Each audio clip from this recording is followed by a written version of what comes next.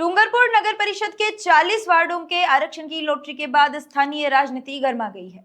आखिर डूंगरपुर नगर परिषद में ओबीसी समाज का प्रतिनिधित्व कितना रहा है और अगर शहर में ओबीसी समाज की बड़ी आबादी है तो आरक्षण की मौजूदा तस्वीर को लेकर सवाल क्यों उठ रहे हैं। वार्ड आरक्षण की लॉटरी के बाद अब यही सवाल डूंगरपुर की सियासत में चर्चा का विषय बना हुआ है। बीएपी नेताओं ने वार्डों के पुनर्गठन और आरक्षण प्रक्रिया पर सवाल उठाते हुए आरोप लगाया है कि कई वार्डों में आबादी और सामाजिक संरचना के अनुरूप आरक्षण नहीं किया गया। पार्टी का कहना है कि ओबीसी समाज की बड़ी आबादी के बावजूद उसे अपेक्षाकृत प्रतिनिधित्व नहीं मिला। अब सवाल ये सिर्फ वार्डों के आरक्षण का नहीं बल्कि नगर परिषद की अगली राजनीतिक तस्वीर का भी है। चुनावी प्रक्रिया में आखिरकार जनता ही पार्षद चुनेगी और चुने हुए पार्षदों का बहुमत ही बोर्ड की दिशा तय करेगा। लेकिन सबसे बड़ा सवाल यही है, क्या इस बार डूंगरपुर में ओबीसी समाज को सभापति की कुर्सी मिल पाएगी? क्या आरक्षण की मौजूदा व्यवस्था ओबीसी प्रतिनिधित्व को नई दिशा देगी या फिर एक बार फिर सभापति पद किसी दूसरे सामाजिक वर्ग का कब्जा रहेगा? सवाल प्रतिनिधित्व का है और सवाल उस कुर्सी का है जिस पर बैठकर अगला सभापति पूरे शहर का नेतृत्व करेगा। भारत आदिवासी पार्टी यानी बीएपी ने वार्ड पुनर्गठन और आरक्षण आवंटन की प्रक्रिया पर गंभीर सवाल खड़े किए हैं।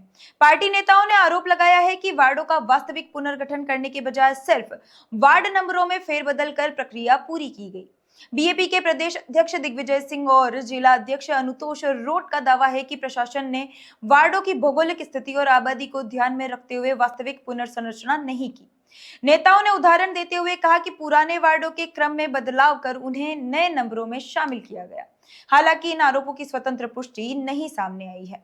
बीएपी के सबसे बड़ा सवाल ओबीसी आरक्षण को लेकर उठाया है। पार्टी नेताओं का कहना है कि डूंगरपुर शहर में ओबीसी समाज की बड़ी आबादी है, लेकिन आरक्षण निर्धारण के इस वर्ग को पर्याप्त प्रतिनिधित्व नहीं दिया गया। पार्टी ने प्रशासन के आरक्षण तय करने और आधार पर पूरी प्रक्रिया को सार्वजनिक करने की मांग की है। बीएपी नेताओं ने आरक्षण की लॉटरी के पक्षपात और राजनीतिक प्रभाव के भी आरोप लगाए हैं।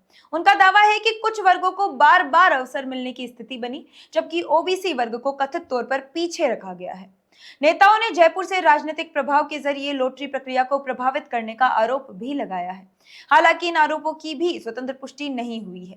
पार्टी ने आरक्षण व्यवस्था में कथित विसंगति का मुद्दा भी उठाया है। बीएपी का कहना है कि जिन क्षेत्रों में किसी वर्ग की आबादी अधिक है वहां उसी अनुपात में आरक्षण नहीं दिया गया। पार्टी ने पूरी प्रक्रिया पारदर्शिता और उससे जुड़े दस्तावेज सार्वजनिक करने की मांग की है। मामला तब और गर्मा गया जब बीएपी नेताओं ने भाजपा पर राजनीतिक हमला बोलते हुए पैसा लो कुर्सी दो जैसे गंभीर टिप्पणी की और सामान्य तथा ओबीसी वर्ग के लोगों से एकजुट होकर विरोध करने की अपील की। अब सभी की नजर प्रशासन के जवाब पर है। क्या वार्ड पुनर्गठन और आरक्षण से जुड़े दस्तावेज सार्वजनिक होंगे? क्या प्रशासन बीएपी के आरोपों पर स्पष्टीकरण देगा? आने वाले दिनों में ये मुद्दा डूंगरपुर नगर निकाय चुनाव से पहले बड़ा राजनीतिक मुद्दा बन सकता है।